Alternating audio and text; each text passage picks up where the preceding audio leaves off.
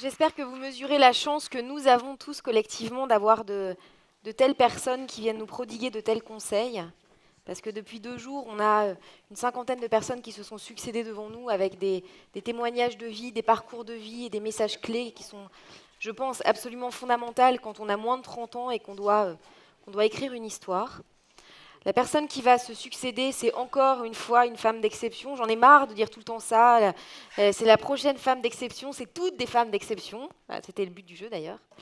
Là, pour le coup, c'est vraiment une femme d'exception. Elle a été la première femme amirale de France.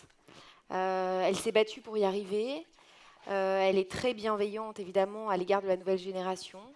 Elle partage avec moi en coulisses être extrêmement fière de la façon dont les femmes aujourd'hui ont pris le relais de son combat dans l'armée. Merci d'accueillir très chaleureusement Chantal.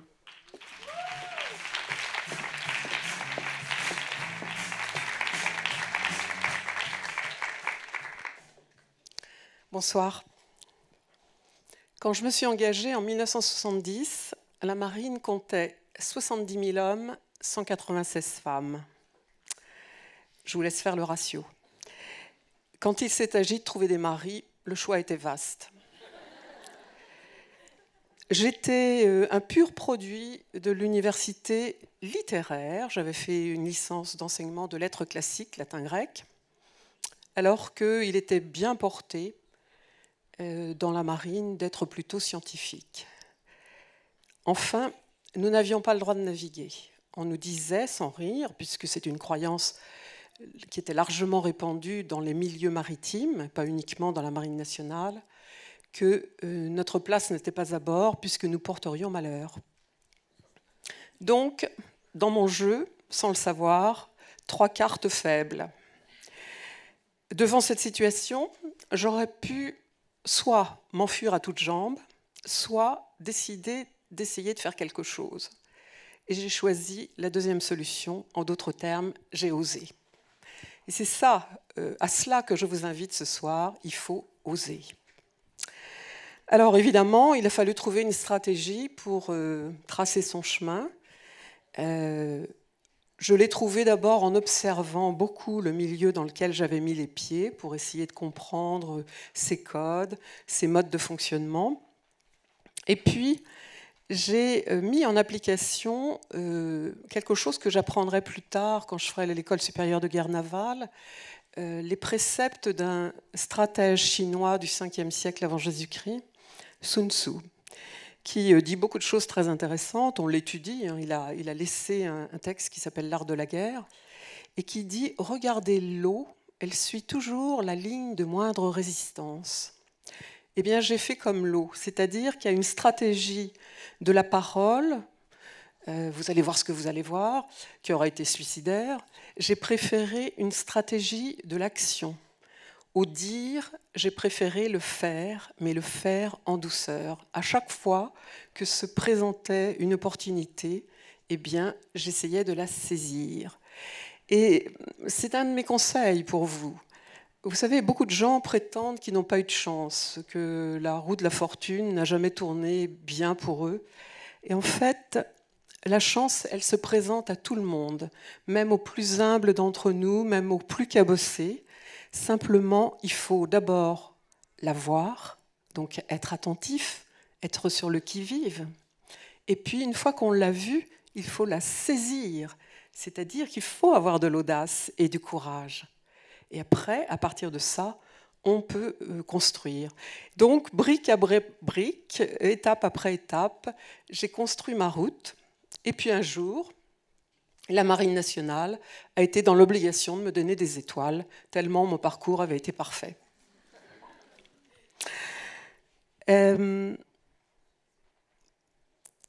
J'ai évidemment beaucoup réfléchi sur notre manque d'audace. Pourquoi sommes-nous si frileux ? Et dans le milieu où j'ai fait mon chemin, qui était finalement un milieu très différent de ce que j'étais, je me suis rendu compte que l'ennemi n'est pas l'autre, ou n'est pas souvent l'autre, celui qui ne me ressemble pas. Notre ennemi le plus important, c'est nous-mêmes. Ce sont nos représentations, nos peurs, la peur de l'inconnu, la peur de sortir de notre zone de confort, la peur du qu'en dira-t-on, du jugement des autres, qu'est-ce qu'on va penser, qu'est-ce qu'on va dire, la peur de l'échec, parce que l'échec nous renvoie au tragique de notre condition humaine, c'est-à-dire à notre fin, à notre finitude, à la mort. C'est une figure de la mort et on n'aime pas ça, et on a bien raison. La peur de l'effort aussi. Oh là là, ça va me demander du travail. Et moi, je crois qu'il faut, si je peux vous donner un conseil, considérer l'obstacle, et la vie est une course d'obstacles, non pas comme une montagne dont on ne fera jamais l'ascension parce que c'est épouvantable, c'est terrible, mais plutôt comme autant d'occasions, chaque obstacle, autant d'occasions de donner sa mesure. On ne donne jamais sa mesure dans la facilité, parce que comme c'est facile, on donne les réponses et ce sont toujours les mêmes. En revanche, quand vous êtes affronté à quelque chose de compliqué, à quelque chose de nouveau, au lieu d'avoir peur, dites-vous, ça va m'obliger à aller puiser en moi des réponses que je n'ai jamais données jusqu'à présent. Et ces réponses-là, je les ai en moi. En d'autres termes, nous sommes le problème, avec nos peurs, nos représentations, notre instinct de conservation qui nous dicte d'en faire le moins possible, et nous sommes la solution. Donc, osons, c'est formidable, on est le problème et la solution. Donc, pourquoi avoir peur ? Alors, j'ai su voir dans ma carrière une opportunité, et c'est ça qui a donné à mon parcours singulier, je dirais, son sens. Dans cette marine où on n'avait pas le droit de naviguer, j'ai un jour, longtemps après mon entrée dans la marine, une vingtaine d'années plus tard, senti qu'il y avait une conjonction favorable. Elle n'était pas astrale, c'était des hommes éclairés, un groupe d'hommes éclairés qui tout d'un coup avaient les leviers de commande de l'institution. Et je me suis dit, bon, c'est maintenant ou jamais. Forte de tout ce que j'avais réussi à faire jusqu'à présent, notamment j'ai été la première femme brevetée de l'École supérieure de guerre navale, ce qui m'a donné une légitimité que les autres femmes n'avaient pas, j'ai osé demander au directeur du personnel de me recevoir pour lui faire un tableau, lui dresser un tableau de la situation des femmes dans la marine. Et il m'a entendue. Et j'ai donc pu lui raconter pendant 1h30 ce que je pensais de la situation et ce qu'il conviendrait peut-être de faire pour améliorer les choses. On a, à la suite de cet entretien, créé un groupe de travail composé de 4 femmes et de 3 hommes, dont moi. Et pendant 1 année, ces 7 personnes ont travaillé le dossier féminisation embarquée. C'est très moche comme titre, mais ça veut bien dire ce que ça veut dire. À la suite de quoi, alors ça a été un travail passionnant, on a fait des missions auprès de marines étrangères qui avaient de l'avance sur nous et notamment qui avaient mis des femmes sur leurs bateaux. Et puis on a rapatrié les bonnes pratiques, on a essayé d'éviter ce qu'il ne fallait pas faire, etc. On a regardé toutes sortes de paramètres, l'âge de la première maternité pour une femme en France, c'était en 90, ça s'établissait à 29 ans et demi, 18 ans, 29 ans, ça permettait de caser un embarquement. On a regardé comment les jeunes filles allaient vers l'enseignement technologique et professionnel parce qu'on a besoin de mécaniciens, d'électriciens, et s'il n'y a pas de femmes, c'est dommage. On a aussi regardé comment les femmes se présentaient dans les classes préparatoires scientifiques, s'il y avait là un vivier suffisant, puisque le concours d'accès à l'école navale, c'est Mathsup Mathspé. Et fort de tout ça, on a bouclé un dossier qui a été convaincant, puisque en janvier 1993, soit 23 ans après mon entrée dans la marine, on a décrété que les femmes pouvaient naviguer comme les hommes. Et